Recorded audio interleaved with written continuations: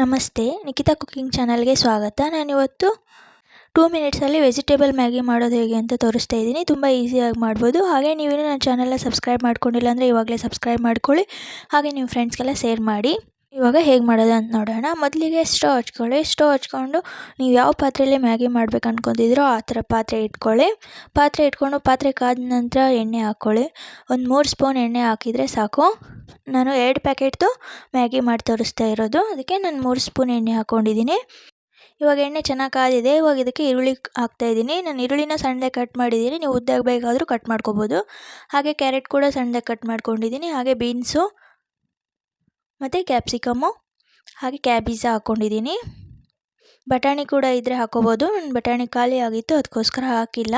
ನೀವು ಬಟಾಣಿ ಇದ್ದರೆ ಬಟಾಣಿ ಕೂಡ ಹಾಕ್ಕೋಬೋದು, ಅದು ಕೂಡ ತುಂಬ ಟೇಸ್ಟ್ ಕೊಡುತ್ತೆ. ಇವಾಗ ಚೆನ್ನಾಗಿ ಮಿಕ್ಸ್ ಮಾಡ್ಕೊಳ್ಳಿ ಒಂದ್ಸರಿ. ನಂತರ ಟೊಮೆಟೊ ಹಾಕ್ಕೊಳ್ಳಿ.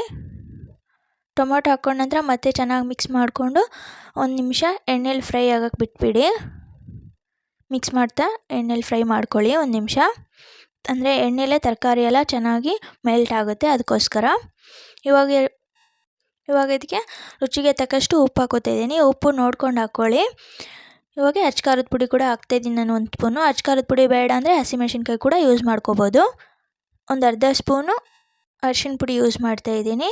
ಹಾಗೆ ನಾನು 2 ಪ್ಯಾಕೆಟ್ದು ಮ್ಯಾಗಿ ಮಸಾಲ ಮಾಡ್ತಾಯಿರೋದ್ರಿಂದ 2 ಪ್ಯಾಕೆಟ್ದು ಮಸಾಲ ಹಾಕ್ಕೊಂಡಿದ್ದೀನಿ.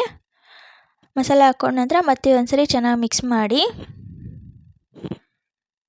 ಇವಾಗ 1 ಟೀ ಕಪ್ ಇರುತ್ತಲ್ವ, ಅದರಿಂದ 1/4 ಕಪ್ನಷ್ಟು ನೀರು ಹಾಕ್ಕೊಳ್ಳಿ. ಸೀದೋಗಬಾರ್ದು ಅನ್ನೋದಕ್ಕೋಸ್ಕರ ಅಷ್ಟೇ ನೀರು ಹಾಕ್ಕೊಳ್ಳೋದು, ಇಲ್ಲಾಂದರೆ ಮಸಾಲೆ ಬೇಗ ಸೀದೋಗ್ಬಿಡುತ್ತೆ, ಅದಕ್ಕೋಸ್ಕರ. ಇವಾಗ ತರಕಾರಿ ಎಲ್ಲ 1 ನಿಮಿಷ ಫ್ರೈ ಆಗಬೇಕು ಅಂತ ಹೇಳಿದ್ನಲ್ವ, ಅದೇ ಥರ 1 ನಿಮಿಷ ಫ್ರೈ ಆಗಿದೆ. ಇವಾಗ ಅದಕ್ಕೆ ಕೊತ್ತಂಬರಿ ಸ್ವಲ್ಪ ಸಣ್ಣದಾಗಿ ಕಟ್ ಮಾಡಿ ಹಾಕ್ಕೊಂಡಿದ್ದೀನಿ. ನಾನು ಮ್ಯಾಗಿ ಮಸಾಲ ರೆಡಿ ಮಾಡ್ಕೊಳ್ಳುವಾಗ ಒಂದು ಸೈಡು ಮ್ಯಾಗಿನ ನೀರಲ್ಲಿ ಕುದಿಸ್ಕೊಳ್ಳೋಕೆ ಇಟ್ಟಿದ್ದೆ. 1 ನಿಮಿಷ ಕುದಿಸಿದ್ದೀನಿ. ಇವಾಗ ಅದನ್ನೇ ಈ ಮಸಾಲೆಗೆ ಹಾಕ್ಕೋತಾ ಇದ್ದೀನಿ. ನೀರು ನೋಡ್ಕೊಂಡು ಹಾಕ್ಕೊಳ್ಳಿ. ಇವಾಗ ಮ್ಯಾಗಿ ಮುಂಚೆನೇ 1 ನಿಮಿಷ ಕುದಿಸಿದ್ದೀನಲ್ವ, ಅದರಲ್ಲೇ ಬಾಯ್ಲ್ ಆಗಿಬಿಟ್ಟಿರುತ್ತೆ. ಇವಾಗ ಮತ್ತೆ ಏನು ಕುದಿಸೋ ಅವಶ್ಯಕತೆ ಇಲ್ಲ. ಬಟ್ ನೀರೇನಾದರೂ ಜಾಸ್ತಿ ಅನಿಸಿದರೆ ಮಾತ್ರ ಮತ್ತೆ ಒಂದು 15ರಿಂದ 20 ಸೆಕೆಂಡ್ನಷ್ಟು ಹೈ ಫ್ಲೇಮಲ್ಲಿ ಇಟ್ಕೊಂಡು ಬಾಯ್ಲ್ ಮಾಡ್ಕೋಬೋದು. ನೋಡಿ, ನಾನು ಇವಾಗ ಹಾಕಿದ ನಂತರ ಮಸಾಲೆ ಎಲ್ಲ ಮ್ಯಾಗಿಲಿ ಚೆನ್ನಾಗಿ ಮಿಕ್ಸ್ ಆಗಲಿ ಅನ್ನೋದಕ್ಕೋಸ್ಕರ ಒಂದು ಕುದಿ ಬರೋವರೆಗೂ ಕುದಿಸ್ಕೊತೀನಿ. ಇವಾಗ ನೋಡಿ ಕುದಿ ಬಂದಿದೆ. ಇವಾಗ ನಾನು ಸ್ಟವ್ ಆಫ್ ಮಾಡಿಬಿಡ್ತೀನಿ.